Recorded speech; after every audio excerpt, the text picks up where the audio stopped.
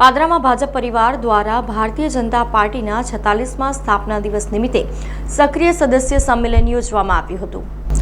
ભારતીય જનતા પાર્ટીના 46મા સ્થાપના દિવસ નિમિત્તે સક્રિય સદસ્ય સંમેલન પાદરાના પ્રમુખ સ્વામી ટાઉન હોલ ખાતે યોજાયું હતું।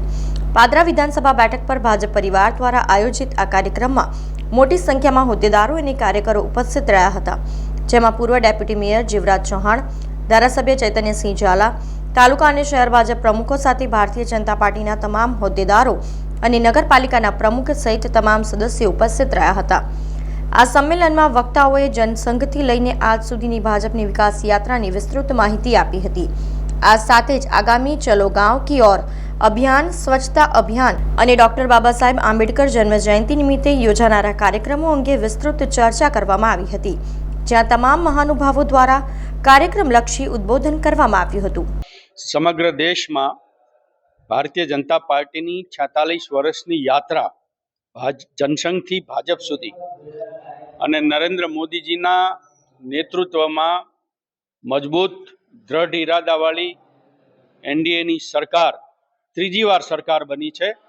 એના સુશાસનના કાર્યો પ્રજા સુધી પહોંચે, કાર્યકર્તાઓ સુધી પહોંચે, 3 દિવસની ઉજવણી થાય અને ભારતીય જનતા પાર્ટી 3 દિવસ 11, 12, 13 ગામ ચલો અભિયાન, ગામે ગામ, ગલીએ ગલીએ, મોહલ્લે મોહલ્લે, સોસાયટીઓમાં પ્રજા સુધી ભારતીય જનતા પાર્ટીના વિકાસના અને વિરાસતના જે સફળતાના પગલાઓ છે, કાર્યો છે, પ્રજાવત્સલ કાર્યો છે, જનસેવાના કાર્યો છે, એ પ્રજા સુધી પહોંચે એ માટે એક લાંબુ અભિયાન ચલાવી રહી છે। આખા દેશમાં આ કાર્યક્રમ ચાલુ થઈ રહ્યા છે અને એના ભાગરૂપે આજે સક્રિય સભ્ય કાર્યકર્તા સંમેલન પાદરા વિધાનસભાના બધા જ કાર્યકર્તાઓની વચ્ચે હું આજે ભારતીય જનતા પાર્ટીની જનસંઘથી ભાજપની વિકાસ યાત્રાના માટે ઉદ્બોધન કરવા માટે આવ્યો છું।